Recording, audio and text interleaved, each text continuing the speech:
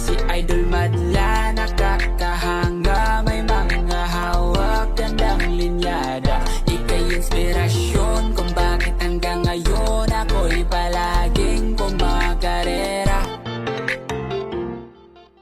Ito na nga mga kalapatids, nandito na tayo sa bahay at talagang nakauwi nga si Dagit mga kalapatids. Nakita niyo sa past videos natin na hinagis na natin siya doon sa may Mexico, diba?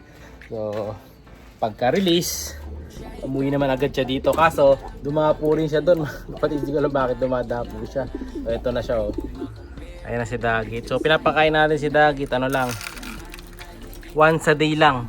Kasi medyo mataba siya para medyo gumagaan. Ayan, so wala pa rin nagki-claim hanggang ngayon.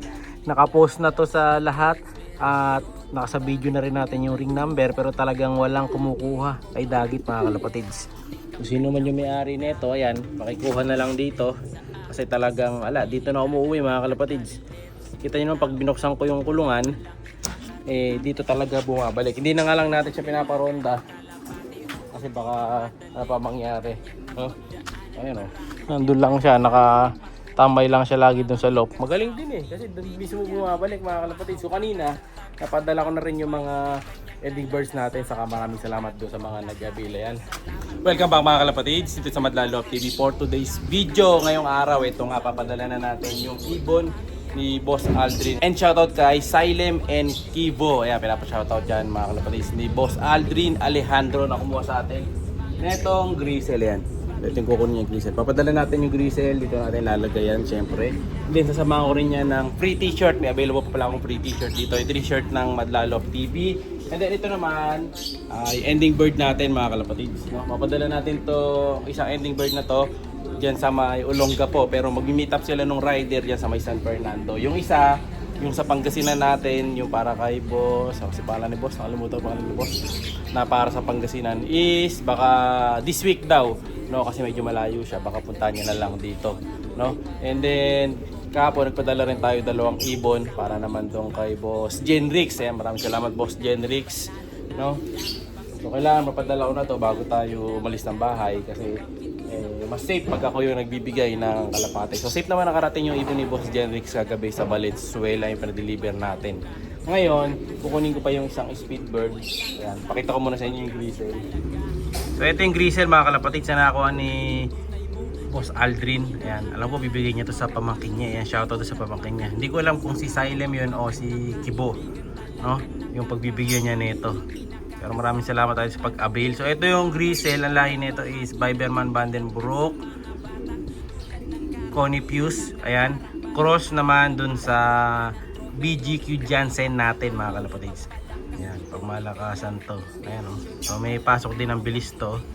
Saka panglong kasi lahi ni Mentor to mga kalapatids.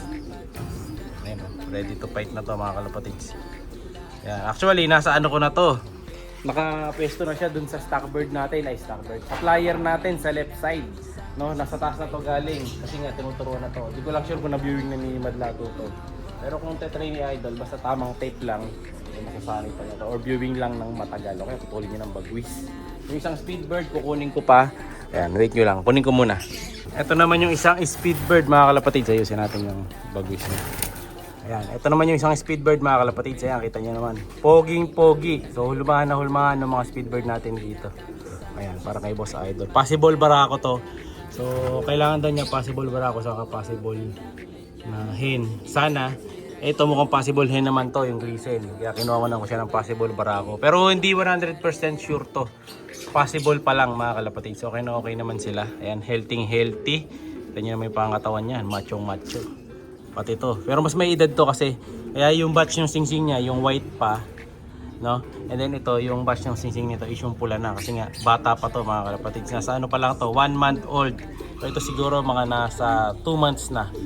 No? Pero pwede pa nilang turuan pareho yan. Ayan, healthy naman yung mga dalawang padadala natin. Kay Boss Idol ito, yung napanalunan niyang grisel, ayan. And then meron niyang free gift bird. Ayan, may free gift bird dyan. So bali, ang napanalunan talaga ni Idol doon sa taya niya, isa lang.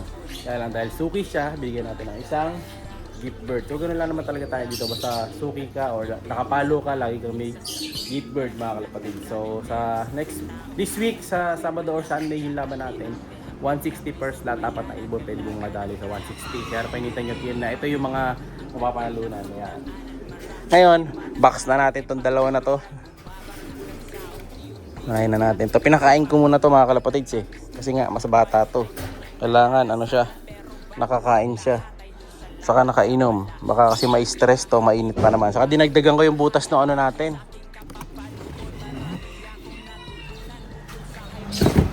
Ito yung butas ng T-box, dinagdagan ko, nilagyan ko sa taas, sa gilid. Ayan, yung t-shirt, isisingit ko na lang dito sa gilid.